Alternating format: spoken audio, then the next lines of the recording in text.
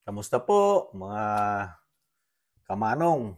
Ito po mga katambay, si Kamanong po sa Tambayang Makabayan. Siyempre po, ngayon po pag-usapan po natin yung pahayag ng ating Pangulong Marcos na mas makakabuti raw at uunlad pa ang ating bansa, ang Pilipinas, sa mga world-class na proyekto.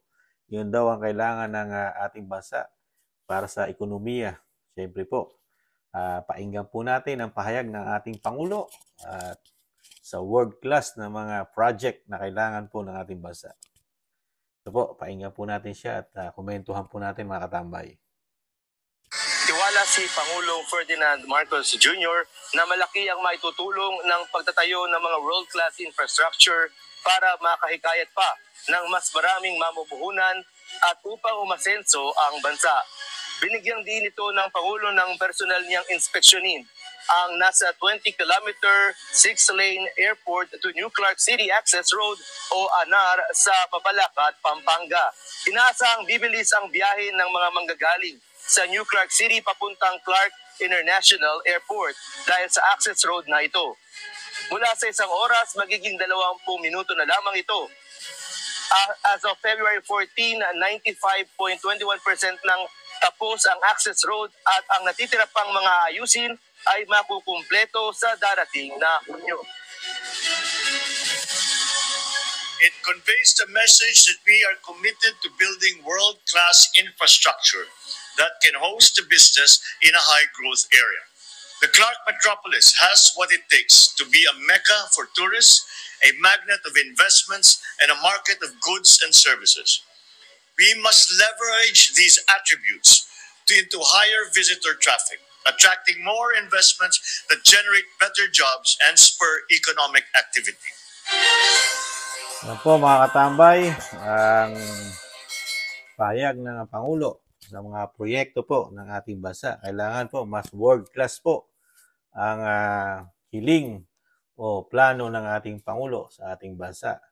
Pero po, sa totoo lang po, di po ba, yan po yung mga build ni Pangulong Duterte na kailangan na lang po ituloy-tuloy ang budget para po matapos na lahat. Pero yan po, patapos na po yan eh. Yung mga proyekto na yan, dahil ilang taon na po naumpisahan po yan nung panahon ni Pangulong Duterte. Kaya lang po, sana po magtuloy-tuloy po yung proyekto na yan na kailangan po matapos para pakinabangan po ng taong bayan, lalo po yung mga karsada na kulang po sa ating bansa. Kaya po sa panahon ni Pangulong Duterte, talagang tinarabaho niya yung build, mga proyekto na kailangan ng buong Pilipinas, di po ba?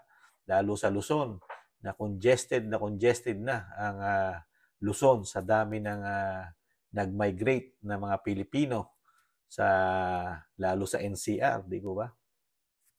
Kaya nakakalungkot lang po kung totoo naman yung sinasabi po ng inyong kapatid, Mr. President, ang mahal natin presidente na si Bongbong Marcos, na wala raw pong mga budget. Yung sinabi po na inyong ate na si Amy, zero po ang budget po ng build better more itong taon na ito. At pati po mga maintenance, binawasan po ng pondo ang mga maintenance po. Lalo po sa EDSA, yun po ang sinabi ng inyong ate. Pero ngayon po, maganda po yung inyong speech sa amin na talagang pinasyalan nyo po ang bandang North sa may Clark at nakita nyo po yung mga proyekto ni Pangulong Duterte. Halos patapos na at sa panunungkulan nyo na po matatapos ang proyekto na yan. Sana po tuloy-tuloy po ang pondo para po matapos. Yun po ang importante sa lahat, Mr. President. Di ba? Lalagyan natin ng budget para mabilis ang trabaho at matapos na may quality yung trabaho. Hindi po tinitipid. Di ba? Ayaw na ayaw ni Pangulong Duterte na tinitipid ang proyekto niya. Sana po sa panahon po ninyo, hindi naman matipid ang mga proyekto na pinopondohan po ng ating bayan, lalo po ng mga taxpayer po, di ba? Nakakalungkot lang kung totoo yung sinasabi ni Senator Amy na walang masyadong budget ang build. Lalo yung mga proyekto ni Pangulong Duterte na dapat lagyan ng budget para matapos, di ba? Saka isa pang sana, tanong ni Kamanong, bigyan nyo rin po sana ng talagang panahon at tutukan nyo po, unahin nyo rin po sana yung food security po natin, lalo po napakarami po naming mahihirap na umaasa po na maibaba man lang kahit bigas, Mr. President. Saka na po namin, hindi po namin kailangan sa ngayon yung mga talagang mga first class na mga proyekto na sinasabi nyo. Dahil hindi po namin makakain ngayon yan, Mr. President. Ang kailangan po namin, yung mapababaan man lang po ninyo kahit bigas. Kasi napaka-importante po sa aming mga Pilipino, sa aming kababayan at kababayan din po ninyo, ang bigas. Maawa naman po kayo. Tutukan nyo naman po ang bigas. Kahit bigas lang po at hindi po maging pangarap ang bigas po para sa inyo. Kahit po ibaba nyo na lang po katulad ng panahon ni Pangulong Duterte, Mr. President, 40 plus, 45, wag lang po 60, 70. Mabigat po sa amin na yon dahil napakahirap na pong mag-budget sa panahon ngayon. Sa lahat po yung nagtataasan, wala nang mababa. Tapos po, ang priority po natin yung mga proyekto na world class. Kailan po namin paikinabangan pa yan. Saka hindi po namin paikinabangan lahat ng mahirap po yan dahil hindi man lahat mabibigyan ng trabaho, di po ba? Dahil karamihan po ng kababayan natin, mga hindi naman din po nakapagtapos ng pag-aaral. Tini-check naman po ang mga kukunin po ng mga banyaga kung magninegosyo po sa ating bansa. Siyempre po yung mga may nalalaman, may mga natapos, di po ba? Ilang porsyento lang po ang mga kababayan natin na po pwedeng pong tanggapin nila, lalo doon sa mga sinasabi na kailangan ng mga piyon, di ba? Yung mga maghahalo na semento, di ba? Yung mga karpintero nga po natin ngayon, kailangan graduate ka pa rin po, di ba? Para meron kang credential na maipapakita, di po ba? Mga electrician, kailangan graduate ka rin po siyempre.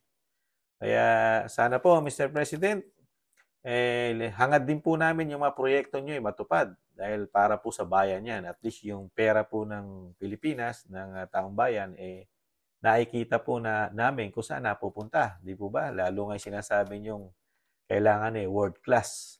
Pero sana, Mr. President, tutukan nyo rin po sana ang bigas. Kahit bigas lang po, matupad lang po. Hindi na po namin na-expect ang bigas na maging 20, 25. Basta maibaba lang po sa 50, sa 50 pesos, masaya na po kami mga Pilipino. Kahit po bigas lang. Dahil hindi naman po nyo rin kayang gawin na maipababa lahat. Di ba ba? Dahil nga sinasabi nyo, nagtataas sa world. Sa world, di ba? Sa buong mundo. Sa world market, di ba ba? Nagtataas ang sabi nyo. Kaya kahit bigas naman siguro, kayanin nyo na po. Parang awa nyo na, Mr. President. At saka na po namin ma-appreciate yung mga proyekto po ninyo na talagang world class. Pagka po nakakabili na kami ng bigas na mababa, Mr. President. Request lang po ni Kamanong. Yun lang po mga katambay sa aking komento sa napakagandang plano ng ating mahal na Presidente Bongbong Marcos na maging world class ang mga proyekto natin sa buong Pilipinas. Kaya alam po, pag sinabi nating world class, ang mga proyekto ng gobyerno, siyempre po, world class din ang pera ang gagamitin natin. Di ba? Ibig sabihin, first class. Maraming pera ang uubusin ng bansang Pilipinas pagka world class ang kailangan natin. Di ba? Yun lang po yung mga tambay. Sa muli po, mga tambay, si Kamanong po, nag-iwan po muli. Kung nagustuhan po niyo ang ating munting channel, pwede po tayong mag-like, share, and subscribe na rin po. At abangan niyo po yung mga susunod po nating video, mga katambay. Muli po, si Kamanong po, nag-iwan po na mahalin natin ating bansa, ipaglaban natin. Siyempre, tiis-tiis lang, may pag-asa pa tayong makabangon muli. Paalam. Bye-bye.